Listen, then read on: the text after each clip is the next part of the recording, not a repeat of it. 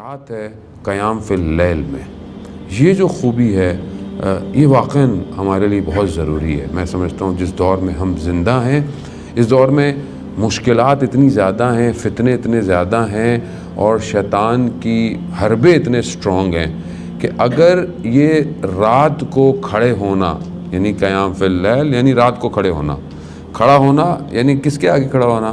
خداوند متعال کے آگے کھڑے ہونا۔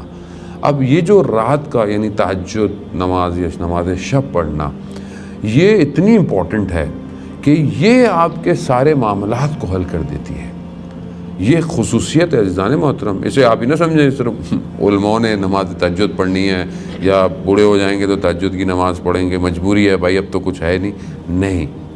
آیت اللہ عظمہ بہجت فرماتے ہیں کہ جو بھی کمال پہ پہنچا ہے وہ سحر کی بیداری کی وجہ سے پہنچا ہے۔ جو سحر میں بیدار ہوا وہی کمال پہ پہنچا ہے۔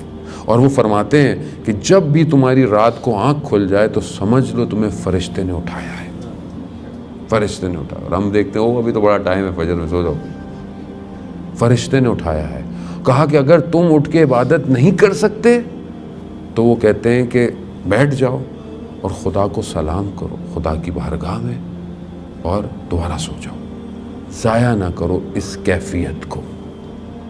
اور یہ جو اہل بیت کی محبت کرنے والے ہیں ان کے لیے وہ شوق سے اٹھتے ہیں، یعنی جب وہ اٹھتے ہیں عبادت میں کھڑے ہوتے ہیں تو ایسا نہیں ہے بس زبردستی اٹھ رہے ہیں یا منہ بنایا ہوا ہے، نہیں، یعنی نشاط ہے، یعنی اپنے اندر اتنی پازیٹیو انرجی ہے اور خوشحالی ہے جیسے کوئی بہت زبردست سی کوئی چیز ملنے والی ہے، یا جیسے کوئی بہت زبردست جگہ پہ آپ کی پسندیدہ جگہ پہ آپ کو کوئی دعوت دے دے کھانے کی، تو آپ کیسے خوشی سے جائیں گے۔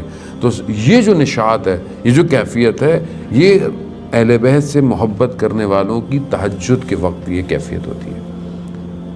آیت اللہ سید قاضی طباطبائی رضوان اللہ تعالیٰ علیہ کے جو آیت اللہ بہجت کے استاد تھے، وہ خود فرماتے ہیں کہ وہ رات کو ان کا بیٹا ان کی بایوگرافی میں لکھتا ہے کہ تہجد کے وقت جب رات کا وقت ہوتا تھا تو 1 گھنٹہ پہلے گھر سے نکل جاتے تھے، اور کہا میں ایک دن ان کے پیچھے گیا کہ یہ جاتے کہاں ہیں، تو دیکھا نجف سے باہر نخلستان میں جا کر عبادت کرتے تھے۔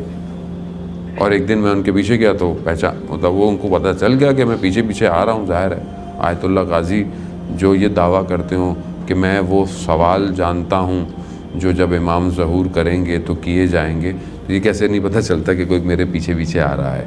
تو وہ انہوں نے بیٹے کو بھی کہا کہ بیٹے کو عبادت کرو۔ وہ خود فرماتے ہیں کہ جب میں تہجد میں کھڑا ہوتا تھا یعنی عبادت میں، تو میں اپنے اطراف سے اپنے آس پاس سے ڈسکنیکٹ ہو جاتا تھا، منقطع ہو جاتا تھا، اور جو زمین آسمان میں ذکر ہو رہا ہوتا تھا مجھے اس کی صدائیں آتی تھیں، جو قرآن کہہ رہا ہے یسبح للہ ما فی السماوات و ما فی الارض، یعنی دنیا اور زمین کیا کر رہی ہے؟ تسبیح کر رہی ہے۔ یہ تسبیح کی آواز ان کو آتی تھی۔ To download Shia books, visit our site www.downloadshiabooks.com.